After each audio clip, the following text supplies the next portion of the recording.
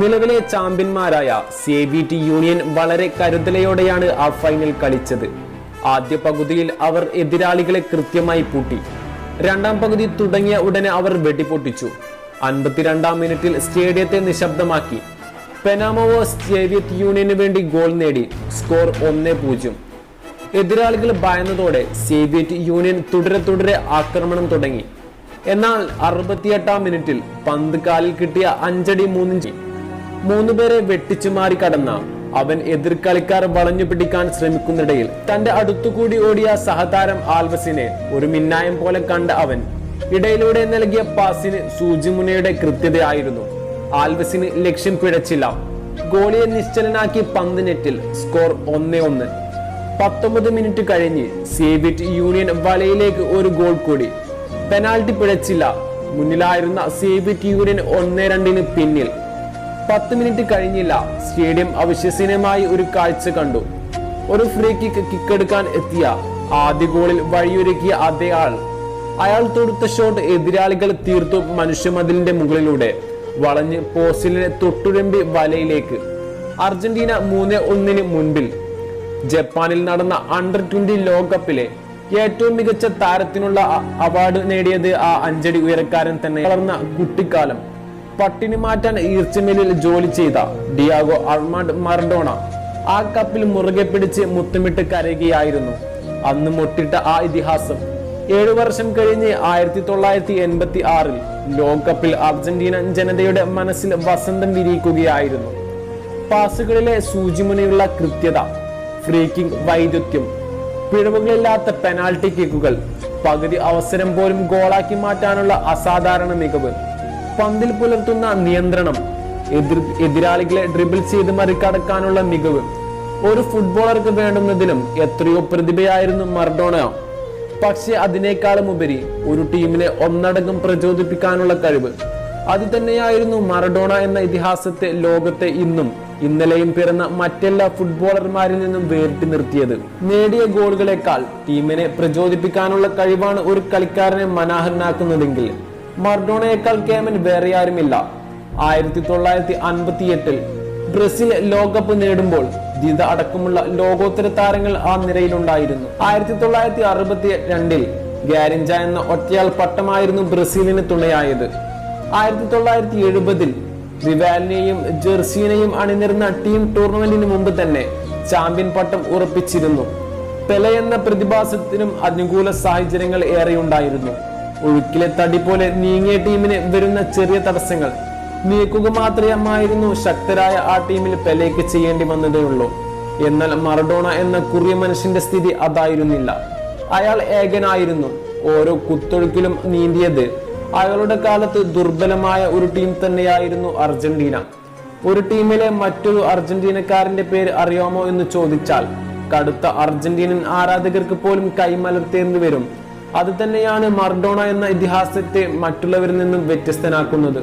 ഗോളടിച്ചും ഗോളടിപ്പിച്ചും ടീമിനെ നയിച്ച ലോകം കണ്ട ഏറ്റവും മികച്ച അറ്റാക്കിംഗ് മിഡ്ഫീൽഡർ എന്ന പദവിക്ക് മറ്റൊരാളെ പറയാൻ നിങ്ങൾക്ക് പറ്റില്ല.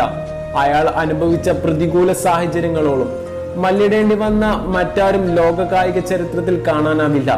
എന്നാൽ ഓരോ പ്രതിസന്ധിയെയും തന്റെ തനതായ ഡ്രിബിളിംഗ് മികവ് കൊണ്ടും ലാറ്റിൻ അമേരിക്കൻ ജനത എന്ന ഫുട്ബോൾ എന്ന 22 സെന്റിമീറ്റർ വ്യാസമുള്ള പന്ത് കൊണ്ട് അയാൾ ആനന്ദിപ്പിച്ചുകൊണ്ടേയിരുന്നു. പലരും പറയാറുണ്ട് മറഡോണയെ ദൈവത്തിന്റെ ഗോൾ എന്ന ഒറ്റ പേര് ചതി കൊണ്ട് മാത്രം ഇഷ്ടമല്ല എന്ന്.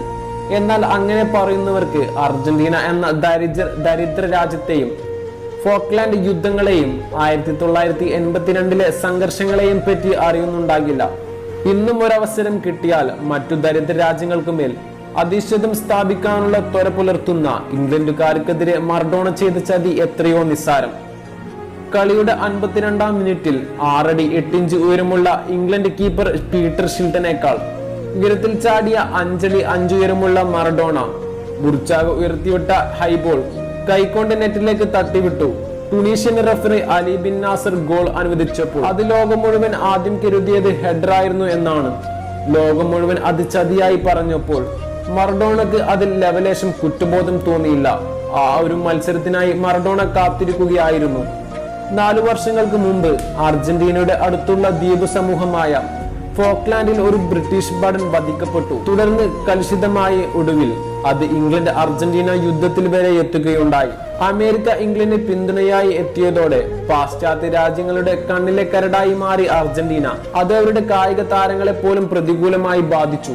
പ്രത്യേകിച്ച് ധീരമായി നിലപാടെടുത്തിരുന്ന, ലോകം മുഴുവൻ നിറഞ്ഞു നിന്ന മറഡോണ മറ്റുള്ളവരുടെ ശത്രുവായി കാണാൻ തുടങ്ങി. 1982 സ്പെയിൻ ലോകകപ്പിൽ ചാമ്പ്യന്മാരായ അർജന്റീനയെ പങ്കെടുപ്പിച്ചാൽ പിന്മാറുമെന്നും ഇംഗ്ലണ്ടുകാർ പറഞ്ഞു. കുറ്റവാളികളുടെ രാജ്യം എന്നാണ് അവർ അർജന്റീനയെ വിശേഷിപ്പിച്ചത്. ഒടുവിൽ പരിശീലനം കൂടാതെ തട്ടിക്കൂട്ടിയ ടീമുമായാണ് അർജന്റീന എത്തിയത്. ബ്രസീലിനെതിരായ മത്സരത്തിൽ കഴിഞ്ഞ ലോകകപ്പിലെ അർജന്റീനയുടെ ഹീറോ മരിയോ കോമ്പസിന്റെ മുഖത്ത് ചവിട്ടിയപ്പോൾ പോലും റഫറി ഫൗൾ വിളിച്ചില്ല. സഹിക്കട്ട മറഡോണ പന്തിനു പകരം എതിരാളിയുടെ വയറ്റിന് ചുവട്ടി ചുവപ്പ് കാർഡ് കണ്ട് പുറത്തേക്ക് പോയി. എന്നാൽ ടൂർണമെന്റിൽ 2 ഗോൾ നേടുകയും അവസരങ്ങൾ സൃഷ്ടിക്കുകയും ചെയ്ത മറഡോണ തന്റെ അസാമാന്യ മികവ് കാണിച്ചു. ഇംഗ്ലണ്ടിനെതിരെ ഒരു കണക്കു തീർക്കാൻ അവസരം കാത്തുനിന്ന ഡിയാഗോ മറഡോണയ്ക്ക് 1986 സുവർണാവസരം ലഭിച്ചു. ദൈവത്തിന്റെ ഗോളിൽ ശപിക്കപ്പെട്ട മറഡോണയ്ക്ക് 4 മിനിറ്റ് മാത്രമേ ആ പാപഭാരം ചുമക്കേണ്ടി വന്നുള്ളൂ. 56 മിനിറ്റിൽ ഇംഗ്ലണ്ടിന്റെ 6 കളിക്കാരെയും ഒടുവിൽ ഗോളി ഷിൽട്ടനെയും മറികടന്ന് നേടിയ നൂറ്റാണ്ടിന്റെ ഗോൾ എന്ന് പറയാതെ പറഞ്ഞ മറഡോണ എന്ന ഇതിഹാസത്തിന് മാത്രം സാധ്യമാകുന്ന ആ പ്രത്യേക കഴിവ്. ഒടുവിൽ ജർമ്മനിയെ ഫൈനലിൽ തോൽപ്പിച്ച് കിരീടത്തിൽ മുത്തമിട്ടപ്പോൾ ലോകമെമ്പാടും മറഡോണ എന്ന പ്രതിഭാസത്തെയും അർജന്റീന എന്ന കൊച്ചു ആഭ്യാസ പ്രകടനങ്ങൾ കാണാൻ വഴിയൊരുക്കി.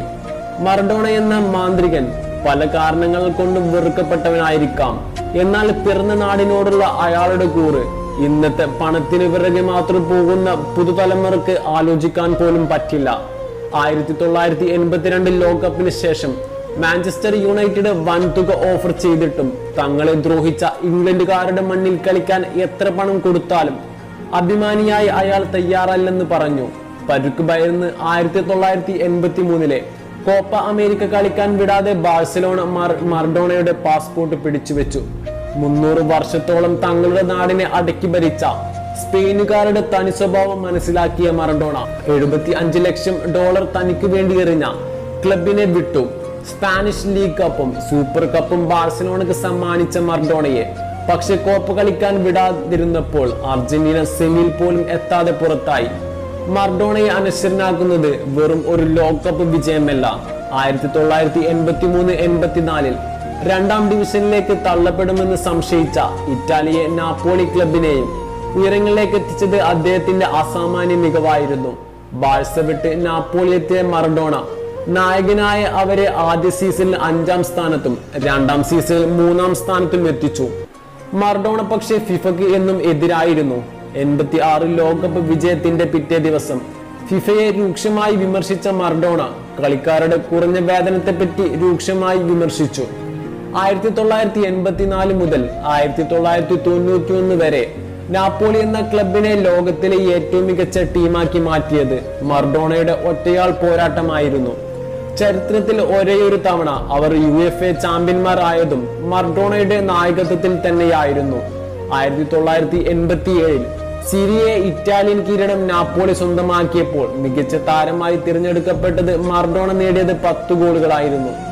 1990 ലോകകപ്പിൽ പരിചയസമ്പന്നരല്ലാത്ത ടീമിനെയും കൊണ്ട് ഏവരും എഴുതിത്തള്ളിയ മറഡോണ വീണ്ടും ഇന്ദ്രജാലം കാട്ടി.